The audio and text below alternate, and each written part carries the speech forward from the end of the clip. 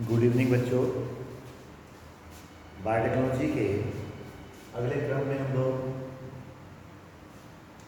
जो टॉपिक आपका चल रहा था बायोरिएक्टर, उसके आगे बढ़ेंगे और बायोरिएक्टर को समझ करके आगे हमें किस तरह से प्रोसेसिंग करना है उसको समझना है। और प्रोसेसिंग करने के बाद मार्केटिंग वाला स्टेप जो था पूरा करने के बाद एक बार इस पूरे चैप्टर की एक बार समरी बना लेंगे और समराइज करने के बाद फिर इसके क्वेश्चंस को डिस्कस करेंगे। आपको पिछले लेक्चर में हमने आपको बताया था कि किस प्रकार से हम बायोरिएक्टर के अंतर्गत दो तरह के रिएक्टर पढ़ते हैं। पहला है स्टीयर्ड टैंक बायोरिएक्टर और दूसरा है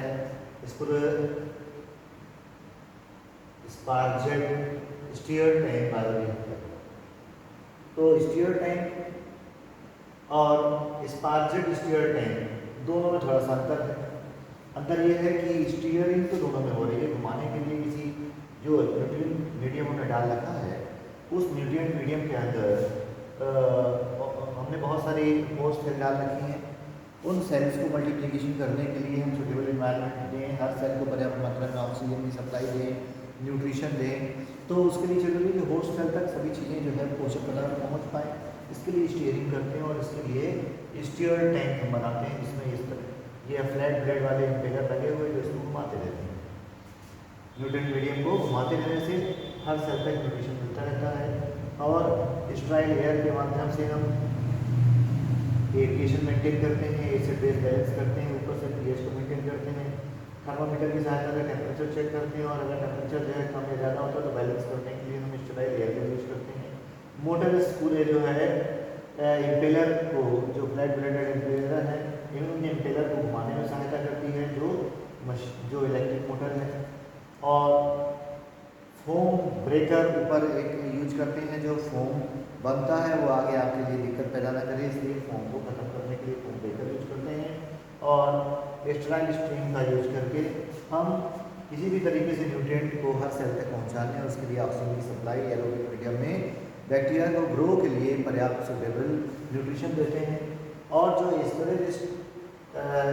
स्पर्जेड स्टीयर्ड टैंक बायोरिएक्टर है, स्पार्जेड स्टीयर्ड टैंक बायोरिएक्टर में हम ऑक्सीजन की सप्लाई एयरेशन के माध्यम से करते हैं, जिससे सरफेस एरिया जो होती है, जो सरफेस एरिया बढ़ता है, सरफेस का अंदर जो ये एयर पहुंच रही है, ये बबल्स जो है ये भी सरफेस एरिया को बढ़ाते हैं। ऑक्सीजन की सप्लाई अंदर अच्छी होती है जिससे न्यूट्रिशन जो है पर्याप्त मात्रा में उपयोग में आ जाता है, डिकम्पोजिशन उसका अच्छे से होता है। सेल को ऑक्सीजन सप्लाई करने के अलावा सरफेस एरिया बढ़ने से ऑक्सीजन ट्रांसपोर्ट तेज हो जाता है और वो बैक्टीरिया के सुटेबल मीडियम बनाता है जिससे बैक्टीरिया ग्रो कर सके, बैक्टीरिया का कल्चर हो सके। और बैक्टीरिया का कल्चर करने के बाद हम उस बैक्टीरिया को जब बहुत सारी सेल्स तैयार कर लेते हैं तो बहुत सारी कॉपी तैयार करने के बाद उस प्रत्येक बैक्टीरिया के अंदर क्या होता है वो देखते हैं।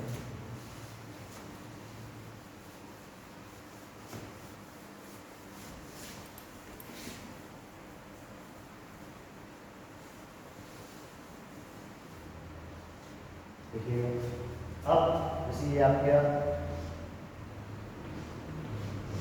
टैंक है, इसमें हमने कुछ सेल बैक्टीरिया डाले।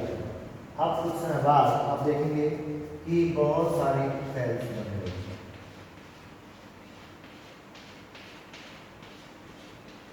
कल्चर मीडिया में ग्रोथ होने से बहुत सारी सेल्स बन रही, कोई एक सेल हमने निकाल दी। इस सेल के अंदर जो हमने डीएनए डाला था वो रिकॉम्बिनेंट डीएनए था जिसमें हमारा डिजायर जीन जुड़ा हुआ था। इस डिजायर जीन में क्या होगा, ये डिजायर जीन जब ट्रांसक्रिप्शन होगा तो उस डीएनए से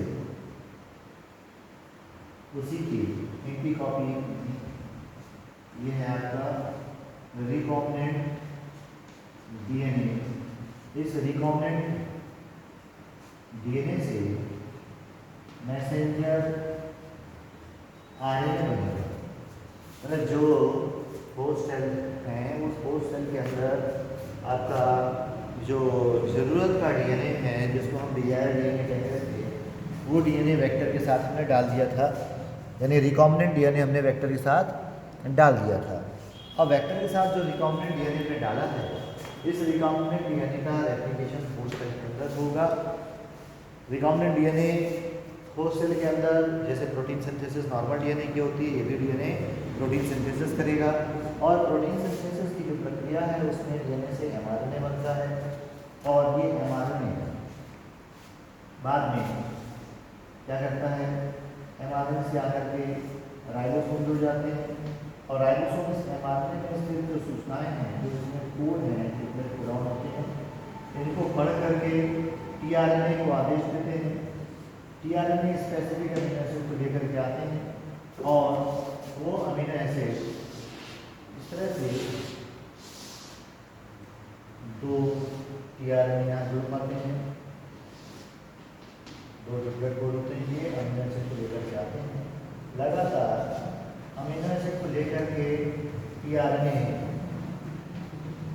राइबोसोम के से प्राप्त सूचनाओं के अनुसार टीआरएनए अमीनो एसिड को लेकर के आते रहते हैं। ये अमीनो एसिड है नीचे की ओर, ये अमीनो एसिड है, तो और अमीनो एसिड को राइबोसोम अंदर जो ये है एक्सेप्टर साइट, ये है पेप्टाइडल साइट, पेप्टाइडल साइट पर अमीनो एसिड को छोड़ करके टीआरएनए बाहर निकल जाता है, और अमीनो एसिड अंदर छूटते जाते हैं। प्रत्येक अमीनो एसिड पिछले वाले अमीनो एसिड से ऐसे पेप्टाइड बॉन्ड द्वारा जुड़ता चला जाता है। क्रमशः बार बार टीआरएनए अंदर आएगा, एक अमीनो एसिड को लेकर के आएगा, अमीनो एसिड को यहाँ छोड़ देगा, पेप्टाइड से ये टीआरएनए बाहर निकल जाएगा, और राइबोसोम का काम यह है कि पिछले अमीनो एसिड से अगले अमीनो एसिड के बीच में पेप्टाइड बॉन्ड बनाना है। इस प्रकार से ये जो सूचनाएं कोड के रूप में हैं, मान लीजिए कोड यहाँ पर सी है, और ट्रिपल सी का कोई भी विशेष अर्थ होगा, मान लीजिए प्रोलीन अमीनो एसिड बना रहा है, तो प्रोलीन अमीनो एसिड की कॉपी बनना शुरू हो जाएगी। प्रोलीन अमीनो एसिड को लेकर के टीआरएनए आएगा, और यहाँ पर छोड़ करके चला जाएगा। इस प्रकार से विशेष अमीनो एसिड का एक निश्चित क्रम आपस में मिल करके प्रोटीन का निर्माण करता है। तो ये बाद में ये जो चैन बनी पॉलीपेप्टाइड चैन, ये पॉलीपेप्टाइड चैन वास्तव में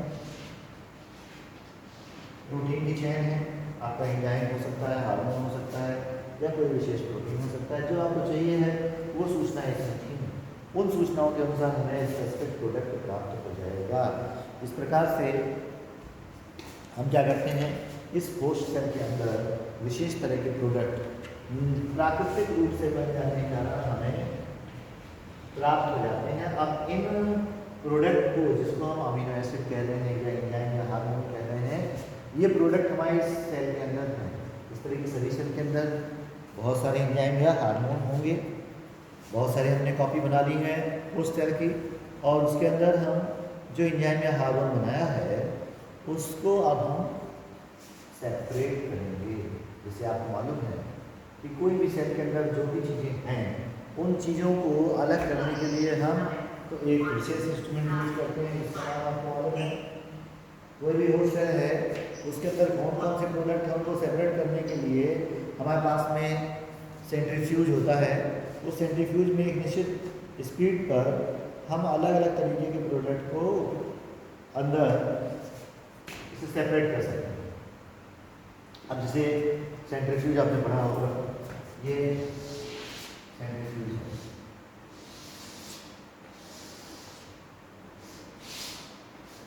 इस सेंट्रीफ्यूज में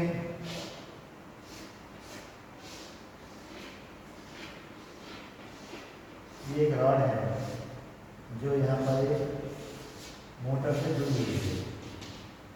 अब रॉड में हमने क्या किया, टेस्ट ट्यूब लगा दी, और इन टेस्ट ट्यूब के अंदर, इसके टेस्ट ट्यूब है, इस टेस्ट ट्यूब के अंदर हमें जो बहुत सारी सेल्स हैं, इन सेल्स का वो डाल दिया, कल्चर क्रिया को सही डाल दिया। अब इन सेल्स को हमें इन सेल्स के अंदर जो जो चीज़ें हैं, एक निश्चित स्पीड पर हम तो तेजी से सेंट्रीफ्यूज को रोटेट करेंगे, एक बार बंद कर देंगे। यहाँ पर इलेक्ट्रिक मोटर के स्विच हैं, इन स्विच की सहायता से ये वायर हम किसी इलेक्ट्रिक करंट से इसको जोड़ेंगे तो मोटर तेजी से रोटेट होगी। मोटर के रोटेशन के कारण क्या होगा कि एक निश्चित स्पीड पर सेल के अंदर उपस्थित सभी जो बायोमॉलिक्यूल्स हैं वो निकल निकल करके प्रेसिपिटेट होते रहेंगे। सेंट्रीफ्यूज में आपको मालूम है कि नीचे जो चीज़ें प्राप्त हो रही हैं लेकिन ये प्रेसिपिटेशन की जो स्पीड है सभी मॉलिक्यूल्स की अलग अलग होती है। प्रत्येक मॉलिक्यूल एक निश्चित स्पीड पर प्रेसिपिटेट हो जाता है और जिस स्पीड पर वो मॉलिक्यूल प्रेसिपिटेट होते हैं उसकी जानकारी हमें है मालूम है कि इतने राउंड पर मिनट पर इंसुलिन जो बाकी चीज़ें प्रेसिपिटेट हो जाएंगी ऊपर इंसुलिन सेपरेट हो जाएगी। तो पता चला हमने क्या किया, जो लिपिड है आयरन है वो ऊपर हल्के होंगे वो अलग हो जाएंगे, हार्मोन अलग हो जाएंगे, प्रोटीन अलग हो जाएंगे, डीएनए अलग हो जाएंगे, सेल के आरएनए अलग हो जाएंगे। इस प्रकार से हम क्या करते हैं कि सेंट्रीफ्यूगेशन की सहायता से बड़े बड़े सेंट्रीफ्यूज यूज करते हैं। तो उन सेंट्रीफ्यूज की सहायता से हम क्या करते हैं जो भी हमें रिक्वायर्ड अमीनो एसिड प्रोटीन चाहिए है उनको इन सेल से हम सेपरेट करते हैं। और प्योरिटी सेपरेशन सेकंड पार्ट है कि उसमें फिर फिल्टर लगा करके जो चीज़ें चाहिए उनको हम साफ प्योर कर देते हैं, साफ अलग कर देते हैं और जो इम्प्योरिटी है उनको निकाल करके अलग कर देते हैं। अब जो भी प्रोडक्ट हमें प्राप्त हुआ इस प्रोडक्ट को हमने निकाल करके अलग किया।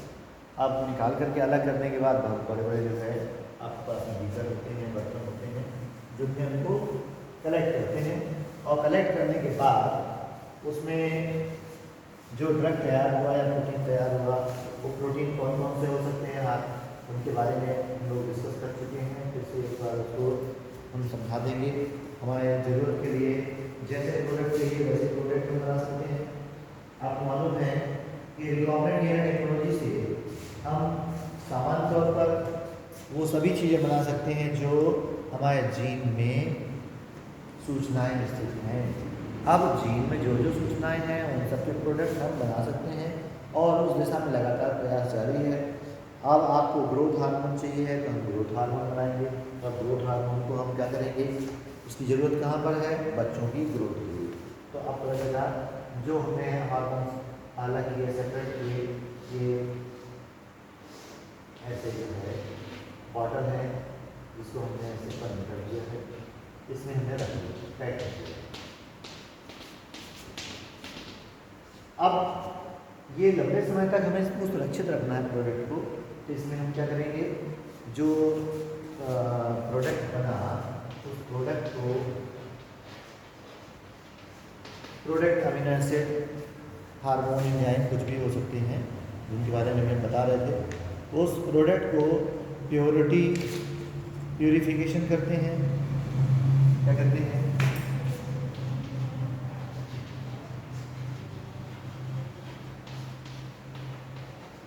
सेपरेशन एंड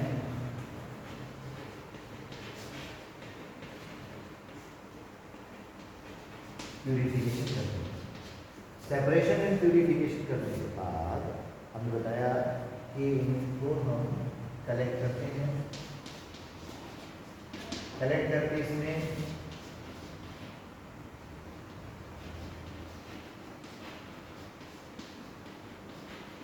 प्रिजर्वेटिव मिला देते हैं। राशन में क्यों मिलाएंगे प्रिजर्वेटिव, क्योंकि अगर हम प्रिजर्वेटिव नहीं मिलाएंगे तो ये प्रोडक्ट एक निश्चित टाइम पर खराब हो जाएगा। हर बायो प्रोडक्ट की एक निश्चित लाइफ है, उसमें फंगल इन्फेक्शन या अन्य कोई इन्फेक्शन होने से या उसका एक लाइफ होती है, उस टाइम पे वो खराब होने लगता है। तो उससे बचाने के लिए हम इसमें कुछ ऐसे प्रिजर्वेटिव मिला देते हैं जो इसको लंबे समय तक उपयोग लायक बनाए रखते हैं। आपने देखा होगा हर दवा में एक एक्सपायरी डेट लिखी होती है, वो एक्सपायरी डेट सामान्यतः 1 साल से 2 साल तक होती है, मिनिमम जो है 6 महीने होती है और उसकी बाद डेट जो है उससे ज़्यादा ही रखी जाती है, क्योंकि जो प्रोडक्ट हमने मार्केट में लॉन्च किया है वो मार्केट तक पहुंचने के बाद कस्टमर के उपयोग में पहुंचने तक में काफ़ी समय लगता है। तो ऐसा ना हो कि प्रोडक्ट मार्केट तक पहुंचने के बाद बहुत जल्दी ख़राब हो जाए तो दुकानदार को उससे नुकसान होगा। तो जो सेलर हैं उनको नुकसान ना हो, क्योंकि सेलर को सामान पैसे में मिलना है, या कस्टमर ने खरीद लिया तो कस्टमर ने कोई चीज़ रखी और उसको बहुत जल्दी वो खराब हो जाए, एक्सपायरी डेट बहुत पास में है तो और उसकी ज़रूरत नहीं है तो उसका पैसा ही बर्बाद जाएगा। इसलिए हम क्या करते हैं उसमें प्रिजर्वेटिव मिला करके उसको संरक्षित करते हैं, सुरक्षित करते हैं। उसके बाद फिर इस प्रोडक्ट को हम क्लिनिकल ट्रायल में डालते हैं। कोई भी दवा है उसको हम क्लिनिकल ट्रायल करते हैं। क्लिनिकल ट्रायल का मतलब ये है कि कोई भी दवा जो हमने बनाई है उस दवा में जो डोज है उसको हम विभिन्न तरीके के जंतुओं में इंजेक्ट करके या उस दवा को दे करके उसके प्रभाव का अध्ययन करते हैं। कोई भी दवा, जैसे हमने ग्रोथ हार्मोन तैयार किया, अब आपको मालूम है कि ग्रोथ हार्मोन का काम क्या है?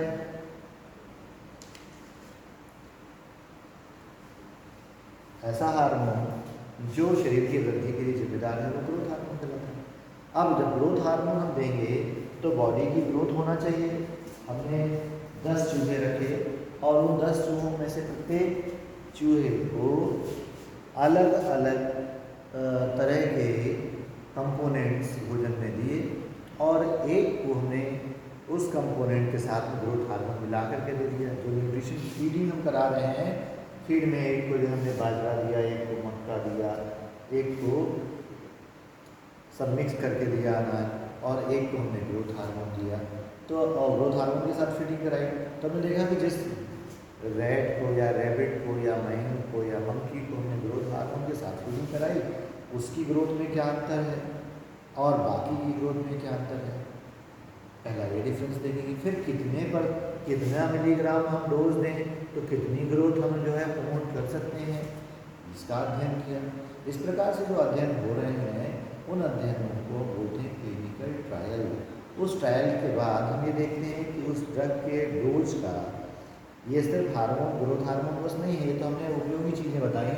बहुत सारी ऐसी दवाइयाँ हैं जिनसे विभिन्न प्रकार की बीमारियों में उपयोग में आती हैं। तो उस दवा के इंजेक्शन दिया और किसी रैट में हम देख रहे हैं कि ट्यूमर सप्रेस हो रहा है, यानी कैंसर को कम कर रही है। तो कैंसर या ट्यूमर अगर किसी रैट या रैबिट में हमने देखा कि है और उसको विशेष दवा का इंजेक्शन एक निश्चित मिलीग्राम डोज देकर हमने देखा कि वो धीरे धीरे सप्रेस हो रहा है कि बढ़ रहा है। अगर सप्रेस हो रहा है इसका मतलब दवा हमारे एंटी कैंसरस है, उस दवा को हम आगे यूज कर सकते हैं। तो कितनी मात्रा देना है वो भी हमें कैलकुलेट करना पड़ता है। प्रत्येक किलोग्राम बॉडी वेट पर इतने मिलीग्राम डोज दे करके हम ये कैलकुलेशन लाते हैं कि मानवीय मनुष्य को हमें देना है। ह्यूमन को बॉडी वेट अगर 70 किलोग्राम है तो डोज इतना होगा, ह्यूमन का वेट अगर 50 किलोग्राम है तो वेट कितना होगा, बच्चे को देना है तो उसका वेट कितना होगा। तो दवा का जो डोज है तो डोज को सेट करके डोज के इफेक्ट का ऑब्जर्वेशन करके उनके साइड इफ़ेक्ट को हम लोग कैलकुलेट करके उनसे होने वाली जानकारियाँ इकट्ठी करते हैं। फिर हम पूरे ऑब्जर्वेशन की जो रिपोर्ट तैयार करने के बाद ये बताते हैं कि ये दवा इस चीज़ में फ़ायदेमंद है और इस दवा की ये साइड इफ़ेक्ट हैं, इतने दिनों तक ये दवा देनी चाहिए, इस काम के लिए देनी चाहिए, इससे ज़्यादा इस डोज को नहीं लेना चाहिए। इन सब की जानकारी के बाद फिर हम उस दवा को प्रोडक्ट को क्या करते हैं, मार्केट में उतारते हैं। तो कलेक्शन हो गया, प्रिजर्वेशन हो गया, उसके बाद हमने क्या बताया, क्लिनिकल ट्रायल।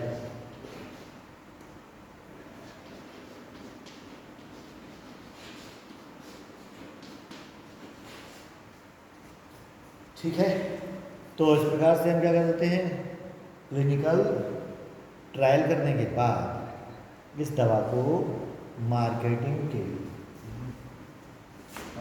मार्केटिंग करते हैं इसकी।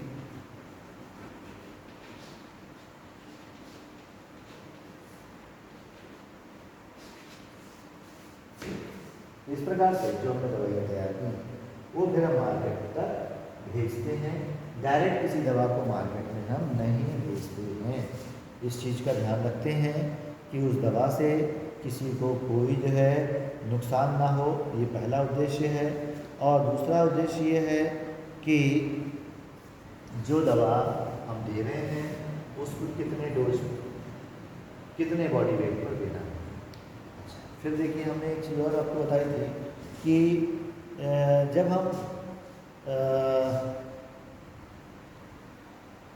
डाउन स्ट्रीम प्रोसेसिंग में आए थे, प्रोडक्ट को तैयार करके उसको जो है ये आगे मार्केट तक ला रहे थे, तो उस प्रोसेस को बोलते हैं डाउन स्ट्रीम प्रोसेसिंग।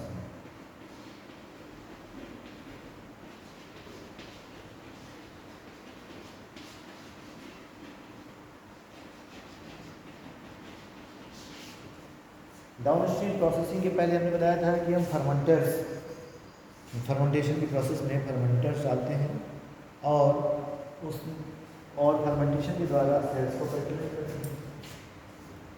हमने जो प्रोडक्ट तैयार किया, एक सेल से बहुत सारे सेल तैयार किए, ये न्यूट्रिएंट मीडियम में तैयार किया। जैसे कि कल बताया था आपको पिछले लेक्चर में कि दही हमने का जामन डाला और बहुत सारा दही तैयार हो गया। ऐसे ही हम क्या डालते हैं, फर्मेंटर्स डालते हैं।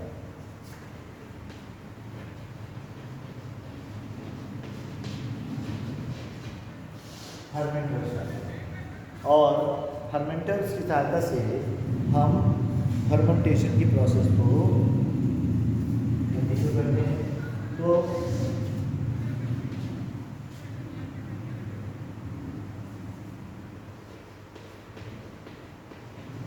अभी फर्मेंटेशन की प्रोसेस है, उसमें दो तरीके होते हैं। फर्मेंटेशन की जो प्रक्रिया है उसमें एक तरीका है बैच फर्मेंटेशन, दूसरा है कंटिन्यूस फर्मेंटेशन। यानी कोई जो फर्मेंटेशन की जो प्रोसेस हम कर रहे हैं, जिसमें सेल को कल्टीवेशन करने के लिए हम जो जो चीज़ें डाल रहे हैं और में, तो उसमें सभी चीज़ें एक साथ डालनी है। बैच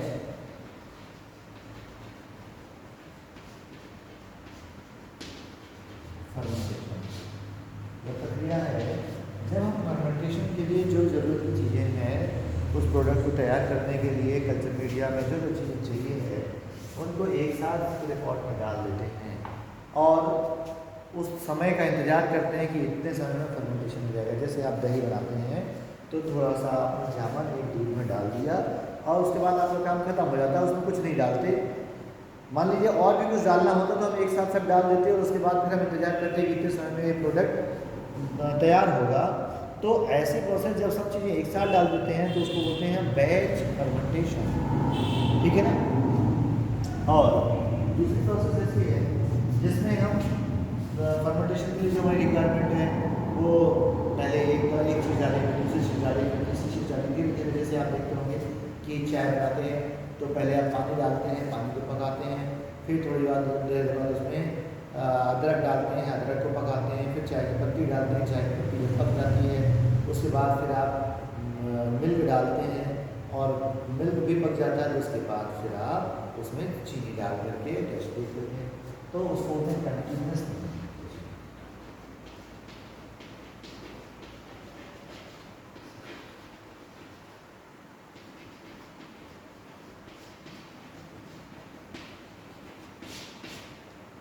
ये अपनी ज़रूरत के हिसाब से हम फर्मेंटेशन की प्रोसेस को पूरा करते हैं।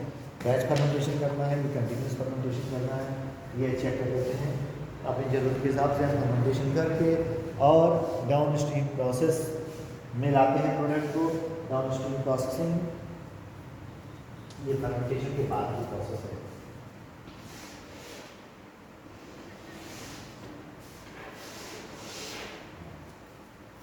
आपको एक बार पूरी प्रोसेस को हम अभी रिमाइंड करा देंगे ताकि जो चीज़ें आपने पढ़ी हैं वो फिर से रिपीट हो जाएं और फिर हम जो है आगे बढ़ेंगे।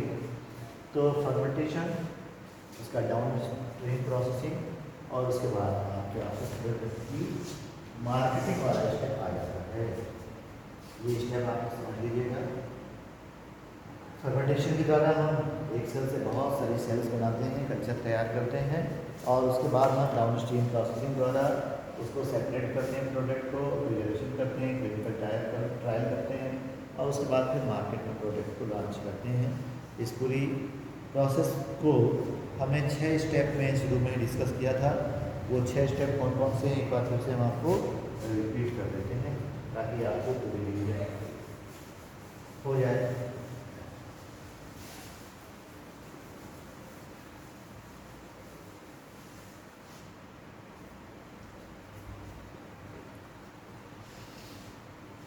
देखिए steps of recombinant DNA technology करके एक हमने पहले बनाते हैं ताकि और पूरे स्टेप्स को एक बार फिर से समझाते हैं।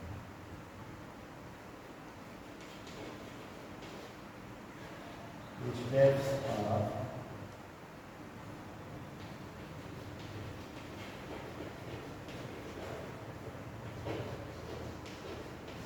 Recombinant DNA technology.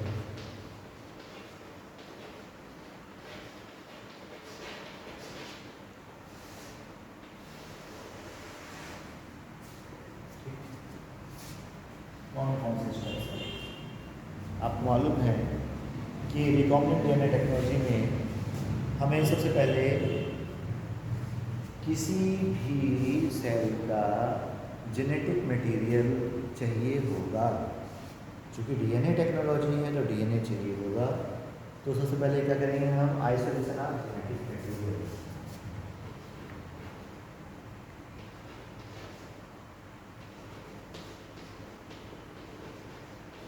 Isolation of genetic material, ये स्टेप फर्स्ट है। किसी भी सेल के हम जेनेटिक मटेरियल को अलग करेंगे और उस जेनेटिक मटेरियल यानी डीएनए या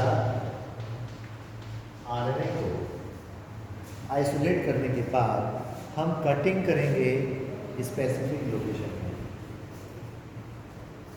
क्या करेंगे?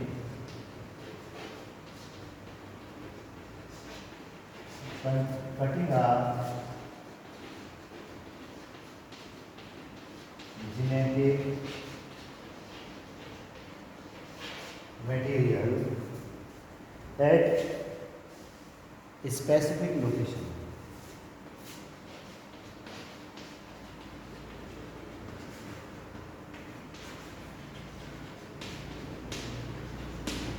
जेनेटिक मटेरियल की जिस जीन की हमें ज़रूरत है उसकी हम कटिंग करके उसको अलग करेंगे